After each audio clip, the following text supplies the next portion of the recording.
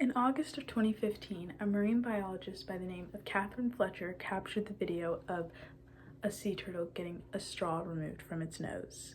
This video was so heart-wrenching to me and many others that people around the world decided to think, where does our plastic really go?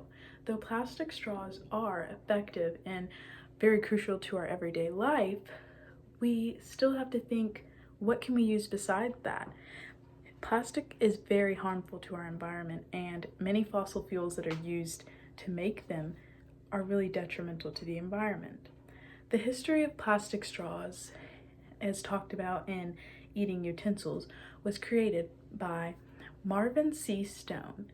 In the 1800s, it gained popularity for its easy, fashionable use in the world. Many people decided that since they're so easy to use and that they are an easy way to transport their drinks and look fashionable when doing, that they are very crucial to society.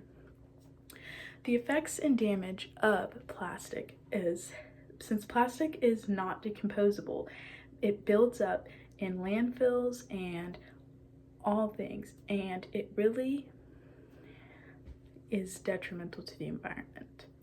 Because plastic isn't decomposable, it just sits there in landfills, and once it sits there, it ends up going into our ocean water and our marine life, and that's when it's detrimental to those animals that live there.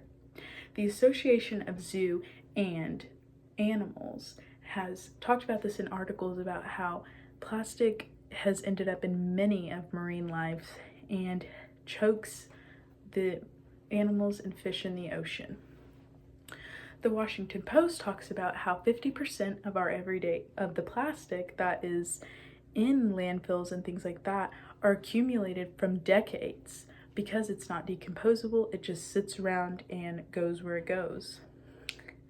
The Washington Post also talks about how businesses have decided to start using paper and all different kinds of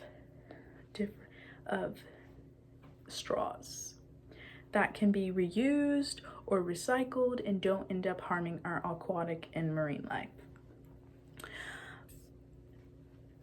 The history of plastic straws is very important. The DC Department of Human Waste talks about how any plastic that is 2 inches or less is often not recycled because you can't break down something so small. Every straw that you use and that you throw away does not end up in the ocean.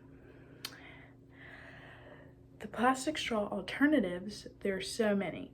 I have a few examples of some that you can use each and every day. There are metal straws, which are reusable, and you can use this for any kind if you want something more sturdy.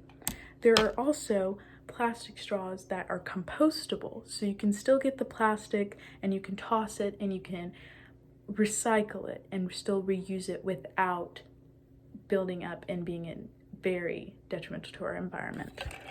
Straws like this, for those of you that might not want to have to go through the cleaning of straws, is silicone straws like this, and this one is, you can snap it open and clean the inside without having to use a pipe cleaner that comes with the straws to clean it.